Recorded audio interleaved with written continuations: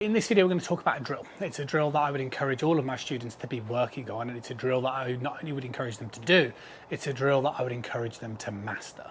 It's a difficult drill because we're talking about impact, and that's hardest thing to influence and to change.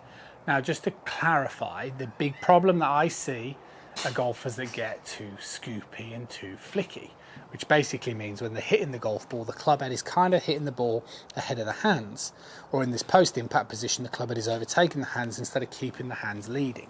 You want the hands to lead at all times coming in towards this downswing position. So the drill is really simple in terms of its idea, and it's harder to do in terms of its application. Now, what you're going to do is you're basically going to take the club up to the top of your backswing position, and then you're going to rehearse bringing the club down into a parallel position.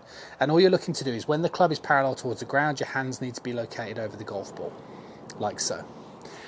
Like so. And I would actually, do it even more, where the hands aren't even located over the ball. I would try and get the hands located ahead of the ball. So you're going to do this in like a pumping action, which basically means you're going to sort of swing it up, pump it down, swing it up, pump it down, swing it up, pump it down, swing it up, and hit with that same feeling. So you're going to do 3 rehearsal pump moves for every one shot that you end up hitting. Now, from your perspective, what you should be basically looking for is that your hands, when you're doing this pumping action, your hands are ahead of the ball as your club head is obviously behind it, like so. So it's 1, 2, 3, and hit. And the results might be completely indifferent. And this is why when you're doing this type of exercise, you want to be videoing it, so you can grow in confidence that you know that you're doing it correctly, or that you know that you need to amplify it further. And again, what happens with amateur golfers is they end up with the hands far too wide, back here somewhere, so you're going to end up sort of scooping. You're trying to get these hands further forward, like so. Now look, what I would say is the main reason why it's going to be scary is because when you are basically doing this type of motion and you're driving your hands further forward, what you're effectively doing is you're holding on to what's known as pronation for longer. So if I hold my hand out in front of me and sort of rotate, I'm just going to concentrate on my forearm. So I'm going to rotate my forearm this way. This is pronation. The opposite direction is supination. So what happens with golfers that get almost a bit this way is they start to sort of supinate early, which means that the club comes down more this way, comes down a little bit sort of steeper, a bit more flicky. What we're trying to do is we're trying to be braver, holding on to more of this pronatory motion for longer, like so.